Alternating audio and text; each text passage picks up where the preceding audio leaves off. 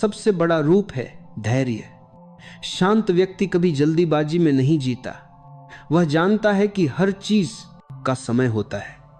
वह हर घटना को प्रतीक्षा की दृष्टि से देखता है, क्योंकि उसे विश्वास होता है कि जो होना है वह ठीक समय पर ठीक रूप में आएगा।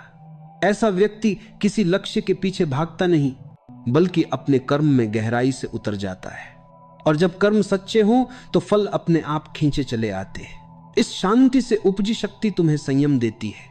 जब कोई तुम्हें अपमानित करे तो तुम जवाब न दो। जब कोई तुम्हारे खिलाफ बोले तो तुम चुप रहो। ये चुप्पी डर की नहीं होती, ये जागरूकता की ताकत होती है। तुम जानते हो, हर बात का जवाब देना जरूरी नहीं। कुछ चीजों का जवाब समय खुद देता है। जो व्यक्ति यह समझ लेता है वह जीवन के हर संघर्ष में विजयी होता है। शांति का दूसरा रूप है संतुलन। यह संतुलन तुम्हें जीवन के दो छोरों पर टिकाए रखता है। जहां एक तरफ हंसी है वहां दूसरी तरफ आंसू भी है। जहां सफलता है वहीं असफलता भी है।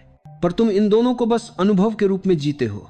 तुम किसी भी स्थिति को अपना अंतिम सत्य नहीं मानते, क्योंकि तुम्हें पता है सब बदल रहा है और परिवर्तन ही जीवन की एकमात्र स्थिरता है। जब यह समझ भीतर बैठ जाती है तो दुख अब वैसा नहीं लगता जैसा पहले लगता था।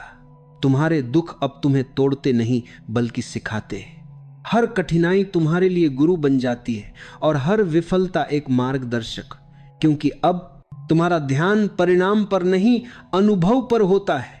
अविचल शक्ति का तीसरा स्वरूप है स्वीकार्यता। जब तुम शांत हो जाते हो तो तुम हर स्थिति को जैसा है वैसा ही स्वीकारना सीखते हो। न विरोध, न भागना, न शिकायत, क्योंकि तुम समझ चुके होते हो कि जो सामने है वह तुम्हारे भीतर की किसी अधूरी समझ को पूरा करने आया है। इसलिए तुम अब हर बात से कुछ सीखते हो, लोगों से, घटनाओं से, यहां तक कि अपने दुखों से भी। यह स्वीकार्यता तुम्हें स्वतंत्रता देती है। अब तुम्हारा सुख या दुख किसी और के व्यवहार पर निर्भर नहीं रहता। तुम्हारी खुशी अब तुम्हारे भीतर से जन्म लेती है। और जब यह स्थिति आती है तब तुम सच में स्वतंत्र हो जाते हो। जो व्यक्ति शांत है उसकी उपस्थिति दूसरों के जीवन में भी शांति लाती है।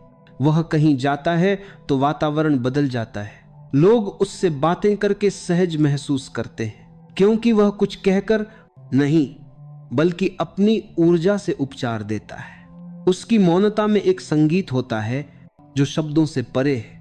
उसकी आंखों में ऐसी कोमलता होती है कि गुस्सा भी वहां पहुंचकर शांत हो जाए। ऐसे व्यक्ति के पास रहकर कोई बेचैन नहीं रह सकता। और यही सच्ची साधना है, किसी को समझाने से नहीं बल्कि खुद को इतना स्थिर बना लेना कि तुम्हारा होना ही दूसरों के लिए दवा बन जाए। तुम किसी को बदलने नहीं जाओ, पर तुम्हारी उपस्थिति उन्हें बदल दे। यह अविचल शांति धीरे धीरे तुम्हारे भीतर प्रेम का रूप ले लेती है। अब तुम प्रेम को पाने की कोशिश नहीं करते बल्कि प्रेम देने लगते हो, बिना शर्त, बिना अपेक्षा। तुम्हें अब यह समझ आ जाती है कि प्रेम कोई भावना नहीं, यह तो वह स्थिति है जहां मन पूर्ण शांति में होता है। जब मन शांत हो तभी प्रेम संभव है, क्योंकि बेचैन मन हमेशा स्वार्थी होता है। वह चाहता है, मांगता है, पकड़ता है।